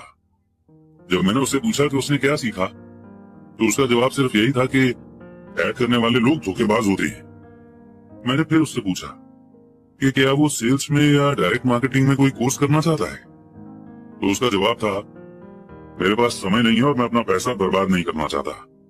दुनिया टैलेंटेड गरीब लोगों से भरी पड़ी है। अक्सर वे या तो गरीब हैं या फिर पैसे की प्रॉब्लम से जूझ रहे हैं या अपनी स्किल से कम पैसा कमा रहे हैं, और इसकी जिम्मेदार उनकी नॉलेज नहीं है, बल्कि उनकी नॉलेज की कमी है। वे एक बेहतर हैमबर्गर बनाने के स्किल्स को पैना करने में ही लगे रहते हैं और हैमबर्गर को बेचने और उसे घर तक पहुंचाने की एफिशिएंसी पर बिल्कुल भी ध्यान नहीं देते हैं। शायद मैकडॉनल्ड सबसे अच्छा हैमबर्गर नहीं बनाता है, पर वे एक एवरेज हैमबर्गर को बेचने और उसे घर तक पहुंचाने में बेस्ट हैं। गरीब डैडी चाहते थे कि मैं स्पेशलाइजेशन हासिल करूं। उनका विचार था कि अगर मैं ऐसा करूंगा तो मुझे ज्यादा सैलरी मिलेगी। हालांकि उन्हें हवाई के गवर्नर ने साफ कह दिया था कि वे स्टेट गवर्नमेंट के लिए अब काम नहीं कर सकते। फिर भी मेरे पढ़े लिखे डैडी मुझे स्पेशलाइजेशन हासिल करने के लिए एनकरेज किया करते थे। मेरे पढ़े लिखे डैडी ने टीचर्स यूनियन का काम संभाल लिया था और वे हाईली एजुकेटेड और स्किल्ड प्रोफेशनल्स के लिए और ज्यादा सुरक्षा और फायदों के लिए कैंपेन छेड़ रहे थे। अब मैं इस बात पर काफी बहस हुई, पर मैं जानता हूं कि वे इस बात पर कभी सहमत नहीं हुए कि ज्यादा स्पेशलाइजेशन के कारण ही यूनियन की प्रोटेक्शन की जरूरत होती है। वे ये कभी नहीं समझ पाए कि आप जितनी ज्यादा स्पेशलाइजेशन हासिल कर लेते हैं, उतने ही ज्यादा आप जाल में फंस जाते हैं और आप अपनी स्पेशलाइजेशन पर डिपेंडेंट हो जाते हैं। अमीर डैडी की सलाह ये थी कि माइक और मैं खुद को ग्रो करें। कई कॉर्पोरेशंस यही करते हैं। वे बिजनेस स्कूल के किसी यंग टैलेंटेड स्टूडेंट को चुन लेते हैं और फिर उस आदमी को इस तरह से डेवलप करते हैं ताकि एक दिन वो कंपनी की जिम्मेदारी संभाल सके। और ये यंग टैलेंटेड एम्प्लॉय किसी एक डिपार्टमेंट में एक्सपर्ट नहीं होते। वे बिजनेस सिस्टम के सभी पहलुओं की जानकारी के लिए इस डिपार्टमेंट से उस डिपार्टमेंट तक का काम करना सीखते हैं। अमीर लोग अक्सर अपने बच्चों या दूसरे के बच्चों को इसी तरह से डेवलप करते हैं। ऐसा करने से उनके बच्चों को बिजनेस का पूरा प्रोसेस अच्छी तरह से समझ आ जाता है और वे ये भी समझ जाते हैं कि किस तरह अलग अलग डिपार्टमेंट में तालमेल होता है। सेकेंड वर्ल्ड वॉर की पीढ़ी में एक कंपनी से दूसरी कंपनी में जाना बुरा समझा जाता था। आज इसे स्मार्ट समझा जाता है, क्योंकि लोग ज्यादा स्पेशलाइजेशन हासिल करने के बजाय इस कंपनी को बदलकर दूसरी कंपनी में जाना पसंद करेंगे। तो क्यों न कमाने के बजाय सीखने पर फोकस किया जाए। कम समय में हो सकता है कि आपकी इनकम कम हो, पर लंबे समय में इससे आपको बहुत ज्यादा फायदा होगा। सक्सेस के लिए जिन मेन मैनेजमेंट स्किल्स की जरूरत होती है वे हैं: 1. कैश फ्लो का मैनेजमेंट, 2. सिस्टम्स का मैनेजमेंट, आपके और आपके परिवार के साथ समय को मिलाकर, 3. लोगों का मैनेजमेंट। सबसे इंपॉर्टेंट स्किल्स सेल्स और मार्केटिंग की समझ होती है। सेल्समैनशिप ही पर्सनल सक्सेस की चाबी है, इसलिए आपको दूसरे आदमी के साथ कम्युनिकेशन में माहिर होना चाहिए, चाहे वो कोई कस्टमर हो, एम्प्लॉय हो, बॉस हो, पत्नी हो या फिर बच्चे हो। कम्युनिकेशन स्किल्स जैसे लिखना, बोलना और सौदेबाजी यानी बार्गेनिंग करना कामयाब जीवन के लिए बहुत जरूरी है। ये एक ऐसी स्किल है जिस पर मैं लगातार मेहनत करता हूँ और अपनी नॉलेज को बढ़ाने के लिए कोर्सेज में भाग लेता हूँ या एकेडमिक टेप खरीदता रहता हूँ। जैसा कि मैंने बताया कि मेरे पढ़े लिखे डैडी ने जितनी ज्यादा मेहनत की वे उतने ही ज्यादा काबिल बने। उन्होंने जितनी ज्यादा एक्सपर्टीज हासिल की वे उतने ही ज्यादा फंसते चले गए। हालांकि उनकी सैलरी बढ़ी, पर उनके ऑप्शंस कम होते चले गए। जब उन्हें गवर्नमेंट जॉब से हटा दिया गया तभी उन्हें पता चला कि वे बिजनेस के नजरिए से कितने रिस्क में थे। ये तो उसी तरह का मामला हो गया जैसे प्रोफेशनल एथलीट को अचानक चोट लग जाए या वो खेलने के लिए ज्यादा बूढ़ा हो जाए। उनकी ऊंची सैलरी वाली सिचुएशन चली जाती है और वे अपनी लिमिटेड स्किल के सहारे जीवित रहते हैं। मैं सोचता हूँ कि इसलिए मेरे पढ़े लिखे डैडी बाद में यूनियनों के सपोर्टर बन गए थे। उन्होंने ये महसूस कर लिया था कि यूनियन ने उन्हें कितना ज्यादा फायदा दिलाया होगा। अमीर डैडी माइक और मुझे सभी चीजों के बारे में थोड़ी थोड़ी जानकारी रखने के लिए मोटिवेट करते थे। वे हमें ऐसे लोगों के साथ काम करने के लिए एनकरेज करते थे जो हमसे ज्यादा स्मार्ट थे, और वे ये भी चाहते थे कि हम स्मार्ट लोगों से एक टीम के रूप में काम करवाएं। आज इसे कोऑर्डिनेशन ऑफ प्रोफेशनल स्पेशलाइजेशन कहा जाएगा। आज मैं पुराने स्कूल टीचर से मिलता हूँ जो हर साल लाखों डॉलर कमा रहे हैं। वे इतना ज्यादा इसलिए कमा रहे हैं क्योंकि उनके पास अपने फील्ड की एक्सपर्ट स्किल्स के अलावा और भी स्किल्स हैं। वे सिखा भी सकते हैं और बेच भी सकते हैं और मार्केटिंग भी कर सकते हैं। सेल्स और मार्केटिंग की स्किल्स ज्यादातर लोगों को इसलिए मुश्किल लगती है क्योंकि इसमें नकारे जाने या अस्वीकार किए जाने का डर होता है। आप कम्युनिकेशन, बार्गेनिंग और रिजेक्ट किए जाने के डर का सामना करने में जितने बेहतर होंगे, आपके लिए जिंदगी उतनी ही आसान होगी। जिस तरह मैंने न्यूज़पेपर की राइटर को सलाह दी थी जो बेस्ट सेलिंग ऑथर बनना चाहती थी, मैं हर किसी को वो सलाह देना चाहूंगा। टेक्निकल रूप से एक्सपर्टीज हासिल करने के कुछ मजबूत और कुछ कमजोर पहलू हैं। मेरे कुछ दोस्त हैं जो जीनियस हैं, पर वे दूसरे लोगों के साथ इफेक्टिव तरीके से बात नहीं कर पाते और नतीजा ये है कि उनकी इनकम बहुत कम है। मैं उन्हें सलाह देता हूँ कि वे 1 साल तक बेचने की कला यानी आर्ट ऑफ सेलिंग सीख लें।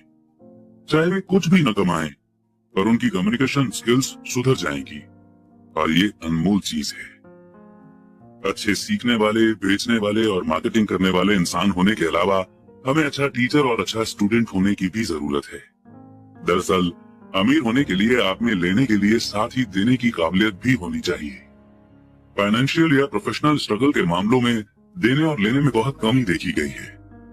मैं ऐसे कई लोगों को जानता हूं जो सिर्फ इसलिए गरीब हैं क्योंकि वे न तो अच्छे स्टूडेंट हैं और न ही अच्छे टीचर हैं। मेरे दोनों डैडी उदार थे। दोनों ने पहले देने के प्रिंसिपल को फॉलो किया था। एजुकेशन देना उनके लिए एक तरीका था। जितना ज्यादा उन्होंने दिया उतना ही उन्हें मिला।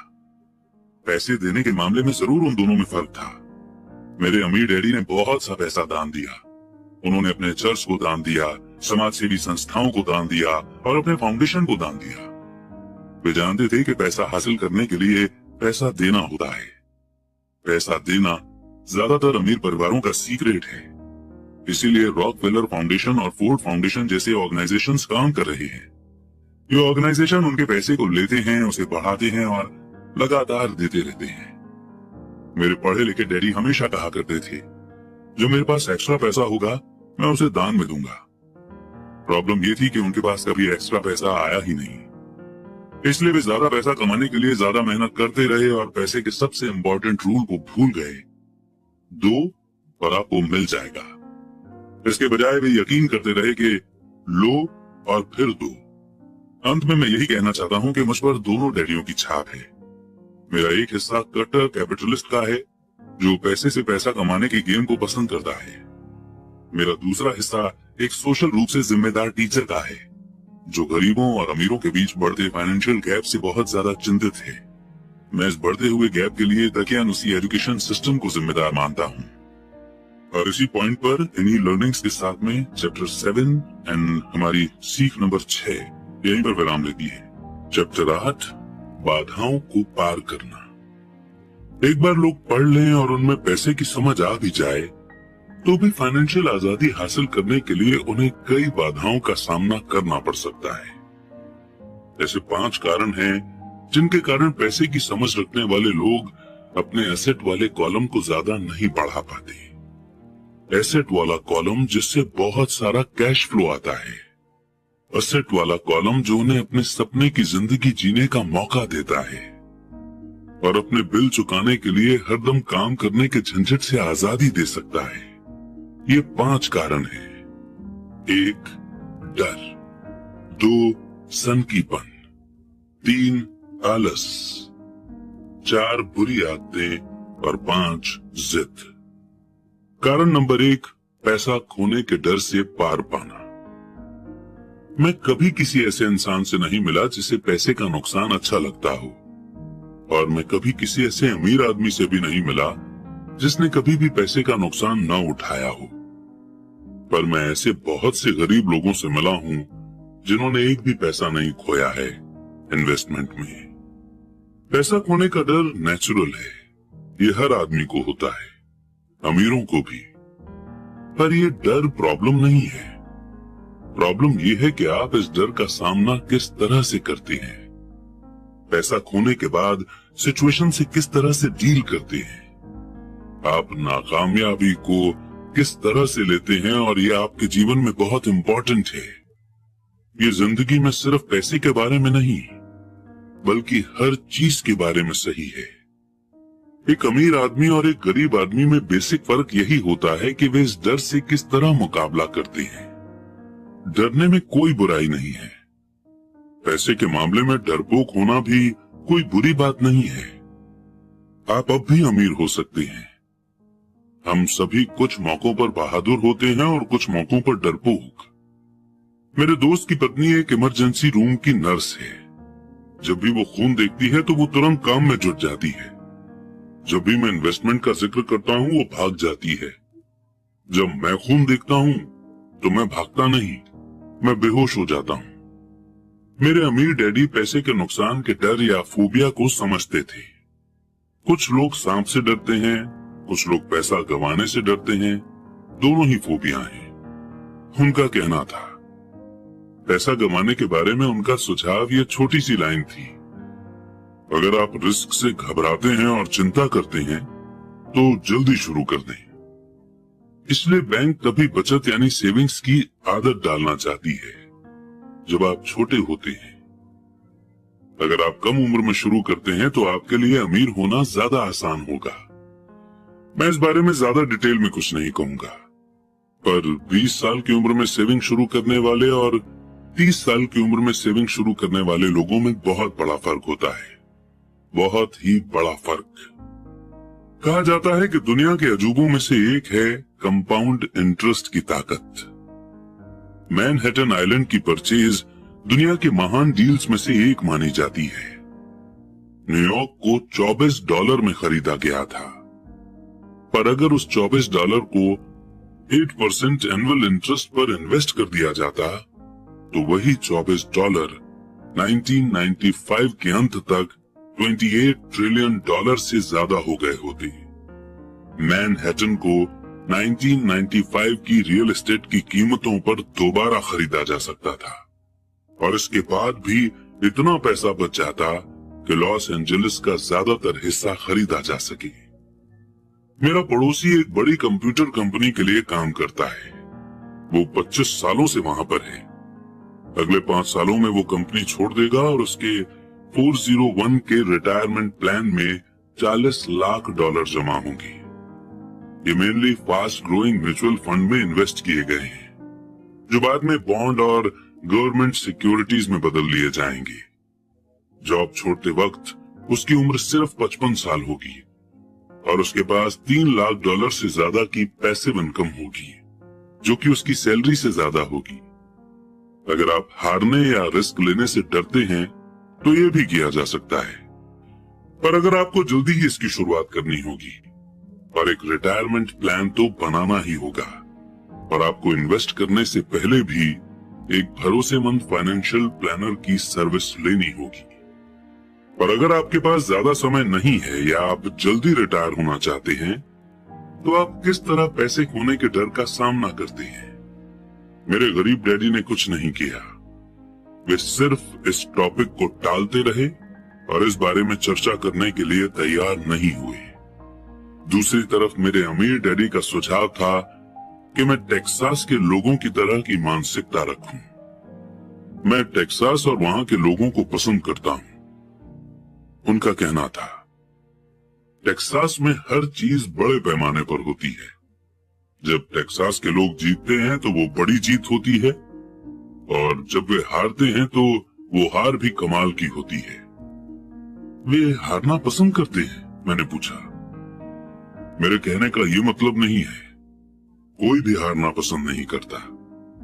मुझे एक हारा हुआ खुश आदमी दिखा दो और मैं तुम्हें बता दूंगा कि हार ऐसी होती है, अमीर डैडी ने कहा।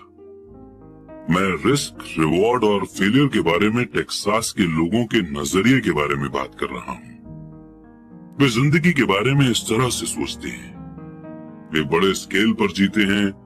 वे यहाँ के ज्यादातर लोगों की तरह नहीं जीते, जो पैसे के मामले में बिल्कुल कॉकरोच की तरह होते हैं। जब कोई उन पर रोशनी डालता है तो कॉकरोच घबरा जाते हैं। अमीर डैडी समझाते रहे, मुझे टेक्सास का नजरिया सबसे ज्यादा पसंद है। जब वे जीतते हैं तो उन्हें खुद पर गर्व होता है और जब वे हारते हैं तो भी वे बड़ी बड़ी बातें करते हैं। टेक्सास में एक कहावत है, अगर आपको दिवालिया होना है तो बड़े पैमाने पर हुआ जाए। आप डुप्लेक्स के लिए दिवालिया हो जाएं, इसके बारे में कोई बड़ी शेखी नहीं बोली जा सकती। यहाँ पर ज्यादातर लोग हारने से इतना ज्यादा डरते हैं कि उनके लिए दिवालिया होने के लिए डुप्लेक्स भी नहीं होता। वे माइक और मुझे लगातार ये बताया करते थे कि फाइनेंशियल फेलियर का सबसे बड़ा कारण ये होता है कि लोग खेल को बहुत ज्यादा सेफ और बचकर खेलते हैं। लोग हारने से इतना ज्यादा डरते हैं कि वे हार जाते हैं। ये उनके शब्द थे। पेन टार्केंटन, जो कि एक वक्त का महान NFL क्वार्टरबैक था, उसने इस बात को दूसरी तरह से कहा है, जीतने का मतलब है हारने से नहीं डरना। मेरी अपनी जिंदगी में मैंने ये पाया है कि जीत हमेशा हार के ठीक बाद आती है। जब मैंने आखिरकार मोटरसाइकिल चलाना सीखा तो उसके पहले मैं कई बार गिरा। मैं आज तक किसी गोल्फर से नहीं मिला हूं जिसने कोई गोल्फ बॉल न घुमा दी हो। मैं आज तक ऐसे प्रेमियों से भी नहीं मिला हूं जिनका दिल कभी न टूटा हो, और आज तक कभी ऐसे अमीर आदमी से भी नहीं मिला हूं जिसने कभी पैसा न गवाया हो। तो ज्यादातर लोग फाइनेंशियल तौर पर इसलिए नहीं जीत पाते क्योंकि उन्हें अमीर होने की खुशी से पैसा खोने का दर्द कहीं ज्यादा होता है। टेक्सास में एक और कहावत है, हर आदमी स्वर्ग जाना चाहता है पर मरना कोई नहीं चाहता। ज्यादातर लोग अमीर होने का सपना देखते हैं पर पैसा खोने के विचार से कांप जाते हैं, इसीलिए वे कभी स्वर्ग नहीं पहुंच पाते। अमीर डैडी माइक और मुझे टेक्सास में अपनी ट्रिप्स के बारे में कहानियां सुनाया करते थे। अगर आप सचमुच ये सीखना चाहते हैं कि रिस्क को, हार और फेलियर को किस तरह से संभाला जाए, तो सैन एंटोनियो जाकर अलेमो को देखो। अलेमो उन बहादुर लोगों की महान कथा है जिनके पास सक्सेस की कोई उम्मीद नहीं थी, फिर भी ये जानते हुए उन्होंने लड़ने का ऑप्शन चुना। उन्होंने समर्पण करने के बजाय मरने का ऑप्शन चुना। ये पढ़ने लायक मोटिवेशनल स्टोरी है। वैसे ये एक दुखद मिलिट्री की हार है। वे आखिरकार फेल हुए, वे हार गए। तो टेक्सास के लोग किस तरह फेलियर का सामना करते हैं? वे अब भी चिल्लाते हैं, अलेमो को याद रखो। माइक और मैंने ये कहानी कई बार सुनी। जब भी अमीर डैडी किसी बड़े डील को करने वाले होते थे और वे नर्वस होते थे, तब वे हमें ये कहानी सुनाया करते थे। जब भी वे काफी मेहनत कर चुके होते और या तो मामला सही हो जाता था या बिगड़ जाता था, तब वे हमें ये कहानी सुनाया करते थे। हर बार जब वे गलती करने या पैसा गंवाने से डरते थे, तब वे हमें यही कहानी सुनाया करते थे। इससे उन्हें ताकत मिलती थी, क्योंकि ये कहानी उन्हें याद दिलाती थी कि किस तरह पैसे के नुकसान को फाइनेंशियल जीत में बदला जा सकता है। अमीर डैडी जानते थे कि फेलियर उन्हें ज्यादा मजबूत और स्मार्ट बनाएगी। ऐसा नहीं था कि उन्हें हारना पसंद था या वे हारना चाहते थे। वे सिर्फ इतना जानते थे कि वे कौन थे और वे किस तरह हार का सामना करेंगे। वे नुकसान उठा लेंगे और फिर उसे जीत में बदल देंगे। यही उन्हें एक विनर बनाता था और दूसरों को लूजर। इससे उन्हें रिस्क उठाने के लिए अपनी लिमिट से आगे जाने की हिम्मत मिलती थी, जबकि बाकी लोग उस सीमा के पार नहीं जा पाते थे। इसीलिए मैं टेक्सास के लोगों को इतना पसंद करता हूँ। उन्होंने एक बड़े फेलियर को लिया और उसे एक टूरिस्ट डेस्टिनेशन के रूप में बदल लिया, जिससे करोड़ों की इनकम हो रही है। पर उनके सबसे गहरे शब्द शायद ये है, टेक्सास के लोग अपनी हार को दफनाते नहीं हैं, वे उनसे इंस्पिरेशन लेते हैं। वे अपने हार को लेकर उन्हें नारों में बदल देते हैं। हार टेक्सास के लोगों को जीतने के लिए मोटिवेट करती है। पर यह फॉर्मूला सिर्फ टेक्सास के लोगों का ही फॉर्मूला नहीं है, ये सभी जीतने वालों का फॉर्मूला है।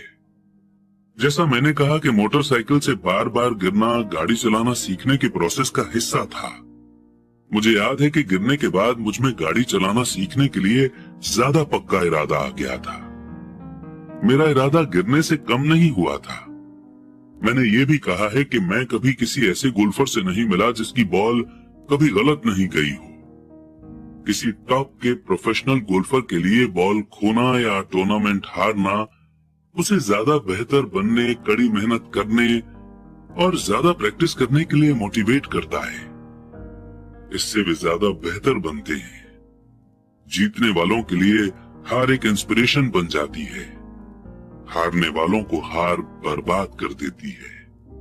जॉन डी रॉकफेलर के शब्दों में, मैं हमेशा हर मुश्किल को मौके में बदलने की कोशिश करता था, और जापानी अमेरिकी होने के नाते मैं भी यही कह सकता हूं। कई लोग कहते हैं कि पर्ल हार्बर अमेरिकी गलती थी। मैं कहता हूं कि यह जापानी गलती थी। टोरा टोरा फिल्म में एक संयमित जापानी एडमिरल खुशियां मना रहे अपने नीचे काम करने वालों से ये कहता है, मुझे डर है कि हमने एक सोते हुए राक्षस को जगा दिया है। पर्ल हार्बर को याद करो। एक नारा बन गया। ये अमेरिका की सबसे बड़ी हार में से एक था, फिर भी इसके कारण उसे जीतने की इंस्पिरेशन मिली। इस बड़ी हार से अमेरिका को ताकत मिली और अमेरिका जल्दी ही दुनिया में एक बहुत बड़ी ताकत के रूप में उभर कर सामने आया। हार जीतने वालों का सबसे बड़ा सीक्रेट और फार्मूला है। ये वो राज है जिसे हारने वाले नहीं जानते। जीतने वालों का महान राज ये है कि हार जीतने की इंस्पिरेशन देती है, इसलिए उन्हें हार से डर नहीं लगता। मैं फ्रैंक टार्केंटन के शब्दों को एक बार फिर से दोहराना चाहता हूं। जीतने का मतलब है हार से न डरना।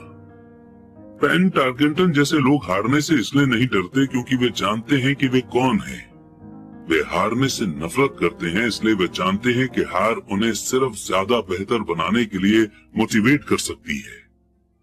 हारने से डरने और हारने से नफरत करने में बहुत बड़ा फर्क होता है। ज्यादातर लोग पैसा गंवाने से इतना ज्यादा डरते हैं कि वे हार जाते हैं। वे डुप्लेक्स के कारण ही दिवालिया हो जाते हैं। फाइनेंशियल रूप से वे जीवन में बहुत ज्यादा सेफ गेम खेलते हैं और बहुत छोटे स्केल पर खेलते हैं। वे बड़े घर और बड़ी कारें तो खरीद लेते हैं, पर वे बड़े इन्वेस्टमेंट नहीं करते। वो मेन कारण जिसके कारण 90% अमेरिकी जनता पैसे के लिए स्ट्रगल करती है, वो ये है कि वे हार से बचने के लिए खेलते हैं, वे जीतने के लिए नहीं खेलते। वे अपने फाइनेंशियल प्लानर्स, अकाउंटेंट्स या स्टॉक ब्रोकर्स के पास जाते हैं और एक बैलेंस्ड पोर्टफोलियो खरीद लेते हैं। ज्यादातर के पास सीडी, कम इनकम वाले बॉन्ड, फ्रांसिस म्यूचुअल फंड्स और बहुत कम स्टॉक्स में बहुत सा कैश जमा होता है। ये एक सिक्योर और समझदारी से बनाया गया पोर्टफोलियो होता है, पर ये जीतने वाला पोर्टफोलियो नहीं होता। ये उस आदमी का पोर्टफोलियो होता है जो हार से बचने के लिए खेल रहा है। मुझे गलत मत समझिए, शायद ये 70% पॉपुलेशन से बेहतर पोर्टफोलियो होता है और ये डरावना है, क्योंकि पोर्टफोलियो ना होने से बेहतर है सेफ पोर्टफोलियो होना। ये किसी ऐसे आदमी के लिए बहुत बढ़िया पोर्टफोलियो होता है जो सेफ्टी को पसंद करता है, पर सेफ गेम खेलने और बैलेंस्ड इन्वेस्टमेंट पोर्टफोलियो वो तरीका नहीं है जिससे सक्सेसफुल इन्वेस्टर अपना गेम खेलते हैं। अगर आपके पास कम कैपिटल है और आप अमीर होना चाहते हैं, तो पहले तो फोकस्ड हो जाएं, बैलेंस नहीं। अगर आप किसी सक्सेसफुल आदमी को देखेंगे तो शुरुआत में वे बैलेंस नहीं होते। बैलेंस लोग कहीं नहीं जा पाते, वे एक ही जगह पर बने रहते हैं। प्रोग्रेस करने के लिए आपको पहले अनबैलेंस्ड होना पड़ता है। इसे देखने के लिए आप अपने चलने की प्रोग्रेस को देखें। थॉमस एडिसन बैलेंस्ड आदमी नहीं थे, वे फोकस्ड थे। बिल गेट्स भी बैलेंस नहीं थे, वे फोकस्ड थे। डोनाल्ड ट्रंप फोकस्ड थे। जॉर्ज सोरोस फोकस्ड थे। जॉर्ज पैटन ने अपने टैंकों को फैलाया नहीं, उन्होंने उन्हें फोकस्ड किया और जर्मन लाइन के कमजोर ठिकानों को उड़ा डाला। फ्रांसीसियों ने मैजेनॉट लाइन में अपने आर्मी को फैलाया था और आप जानते ही हैं कि उनके साथ क्या हादसा हुआ था। अगर आप में अमीर बनने की इच्छा है तो खुद को फोकस्ड कर लें। अपने बहुत से अंडों को सिर्फ कुछ बास्केट में रख लें, वो न करें जो गरीब और मिडिल क्लास लोग करते हैं। वे बहुत कम अंडों को बहुत से बास्केट में रखते हैं। अगर आप हार से नफरत करते हैं तो सेफ खेलें। अगर हारने से आप कमजोर हो जाते हैं तो सेफ खेलें और बैलेंस्ड इन्वेस्टमेंट का रास्ता चुनें। अगर आपकी उम्र 25 साल से ज्यादा है और आप रिस्क उठाने से डरते हैं तो बदले नहीं बल्कि सेफ खेलें, पर इसकी शुरुआत जल्दी करें। अपने अगले अंडे को जल्दी ही इकट्ठा करना शुरू कर दें, क्योंकि इसमें समय लगेगा। पर अगर आपके पास आजादी के सपने हैं, रैट रेस से बाहर निकलने का इरादा है, तो आपको खुद से ये सवाल पूछना चाहिए, मैं किस तरह फेलियर का सामना करूंगा? अगर नाकामयाबी से आपको जीतने की इंस्पिरेशन मिलती है तो शायद आपको कोशिश करनी चाहिए, पर सिर्फ शायद। अगर हार आपको कमजोर बना देती है या आप पर मेंटल प्रेशर डालती है, उस बिगड़े नवाब की तरह जो हर बार कोई चीज गलत होने पर मुकदमा दायर करने के लिए वकील को ढूंढता है, तो सेफ गेम ही खेलें, अपना जॉब करते रहें। बॉन्ड या म्यूचुअल फंड खरीदें, पर याद रखें कि इनमें भी रिस्क होता है, हालांकि ये ज्यादा सेफ होते हैं। मैं सब इसलिए कह रहा हूँ और टेक्सास और फ्रांट टार्केंटन का जिक्र इसलिए कर रहा हूँ क्योंकि असेट वाले कॉलम को बढ़ाना आसान है। ये कम बुद्धि का खेल है, इसमें बहुत ज्यादा एजुकेशन की जरूरत नहीं है। 5th क्लास का मैथ्स स्टूडेंट भी ये कर सकता है। पर असेट वाले कॉलम को तेजी से बढ़ाना बहुत ज्यादा बुद्धि का खेल है। इसमें हिम्मत, धीरज और हार झेलने की ताकत की जरूरत है। हारने वाले हार से बचते हैं, जबकि फेलियर हार को जीत में भी बदल सकती है। अलेमों को याद रखिए। कारण नंबर 2, सनकीपन का सामना करना। आसमान गिर रहा है, आसमान गिर रहा है। हम में से ज्यादातर लोग उस छोटे मुर्गे की कहानी जानते हैं जो आसमान गिरने की चेतावनी देता हुआ अपने अड्डे में दौड़ रहा था। हम इस तरह के बहुत से लोगों को जानते हैं, पर हम सबके अंदर एक ऐसा ही छोटा मुर्गा होता है। और जैसा मैंने पहले ही कहा है कि सन के आदमी दरअसल छोटे मुर्गे की तरह नहीं है। हम सभी में एक छोटा मुर्गा होता है जो तब उभर कर सामने आता है जब हमारे विचारों पर डर और डाउट हावी हो जाते हैं। हम सभी के मन में डाउट होता है, मैं स्मार्ट नहीं हूं, मैं बहुत ज्यादा अच्छा नहीं हूं, फलाना आदमी मुझसे बेहतर है। हमारे डाउट्स अक्सर हमें इनएक्टिव कर देते हैं। हम क्या होगा वाला खेल खेलते हैं। क्या होगा अगर मेरे इन्वेस्ट करने के बाद इकोनॉमी धराशायी हो जाए, या क्या होगा अगर मेरा समय खत्म हो जाए और मैं पैसा वापस न चुका सकूं। क्या होगा अगर घटनाएं मेरे प्लान के हिसाब से न हो। या हमारे कई ऐसे दोस्त या पहचान वाले भी हो सकते हैं जो हमें अपनी कमजोरियों की याद दिला सकते हैं, चाहे हमने उनसे सलाह मांगी हो या नहीं। वे अक्सर कहते हैं, तुम्हें ऐसा क्यों लगता है कि तुम ये कर सकते हो, या अगर ये इतना ही बढ़िया होता तो हर कोई ऐसा क्यों नहीं कर रहा है, या फिर ये कभी कामयाब हो ही नहीं सकता, तुम्हें पता ही नहीं है कि तुम किस बारे में बात कर रहे हो। डाउट के ये तीर कई बार इतने तीखे होते हैं कि हम काम करना शुरू ही नहीं कर पाते। हम आगे बढ़ने में नाकाम होते हैं तो हम सेफ चीजों के साथ ही बने रहते हैं और मौके हमारे पास से होकर गुजर जाते हैं। हम जिंदगी को अपने पास से गुजरते हुए देखते रहते हैं और अपने शरीर में जकड़न के कारण बिना हिले डुले बैठे रहते हैं। हमने इसे अपनी जिंदगी में कभी न कभी इस तरह से महसूस किया होगा और कई लोगों के साथ ये बहुत बार हुआ होगा। फाइडेलिटी मैगलेन म्यूचुअल फंड के पीटर लिंच आसमान गिरने की वार्निंग को शोर कहते हैं और हम सभी इसे सुनते हैं। शोर या तो हमारे दिमाग में सुनाई देता है या फिर ये बाहर से आता है, अक्सर दोस्तों से, परिवार से, कलीग से और मीडिया से। लिंच 1950 के दशक के दौरान का एक्सपीरियंस बताते हैं, जब न्यूक्लियर वॉर का खतरा न्यूज़पेपर में इतना ज्यादा पब्लिश किया गया था कि लोगों ने फॉल आउट शेल्टर्स बना लिए थे और अनाज पानी इकट्ठा करना शुरू कर दिया था। अगर उन्होंने फॉल आउट शेल्टर बनाने के बजाय इस पैसे को समझदारी से मार्केट में इन्वेस्ट कर दिया होता तो शायद आज वे फाइनेंशियल रूप से आजाद होती। जब कुछ साल पहले लॉस एंजलिस में दंगे भड़के तो सारे देश में बंदूक की सेल बढ़ गई। वॉशिंगटन स्टेट में एक आदमी हैमबर्गर के मांस के कारण मर जाता है और एरिजोना हेल्थ डिपार्टमेंट सभी रेस्टोरेंट को आदेश देता है कि बीफ को अच्छी तरह से पकाया जाए। एक दवाई की कंपनी नेशनल टीवी एड में लोगों को सर्दी होते हुए दिखाती है। एड फरवरी में दिखाया जाता है। सर्दी से बीमार होने वालों की संख्या बढ़ जाती है और उस दवा की सेल भी। ज्यादातर लोग गरीब होते हैं क्योंकि जब इन्वेस्टमेंट की बात आती है तो दुनिया में ऐसे छोटे मुर्गों की संख्या बहुत है जो ये चिल्लाते हुए घूम रहे हैं कि आसमान गिर रहा है, आसमान गिर रहा है। और छोटे मुर्गे इसलिए इन्फ्लुएंस होते हैं क्योंकि हम सभी के अंदर एक छोटा मुर्गा होता है।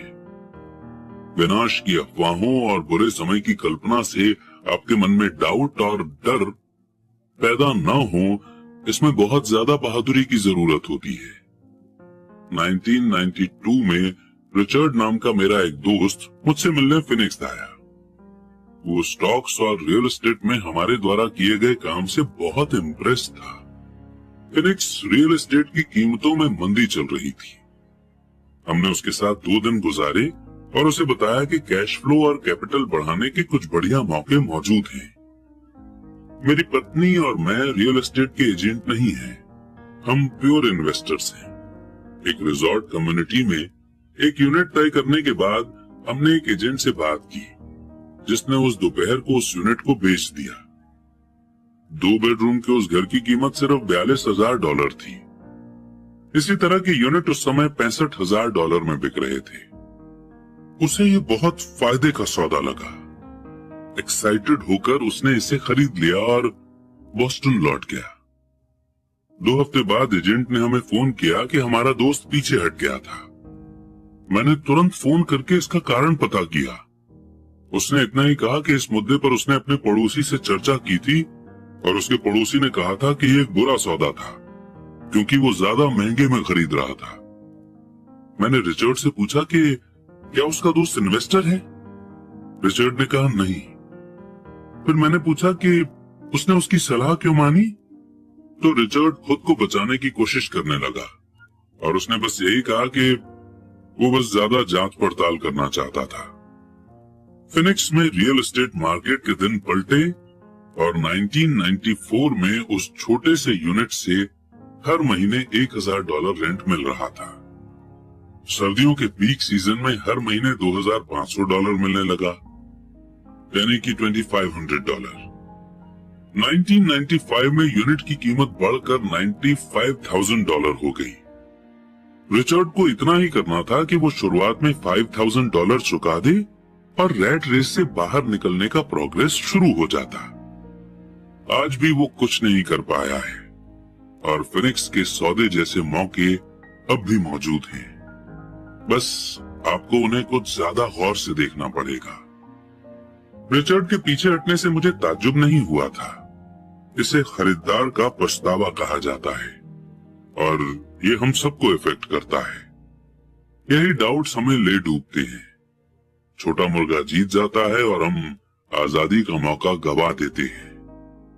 दूसरे एग्जाम्पल में मैं सीडी के बजाय टैक्स लियन सर्टिफिकेट में अपने एसेट का कुछ हिस्सा रखता हूँ।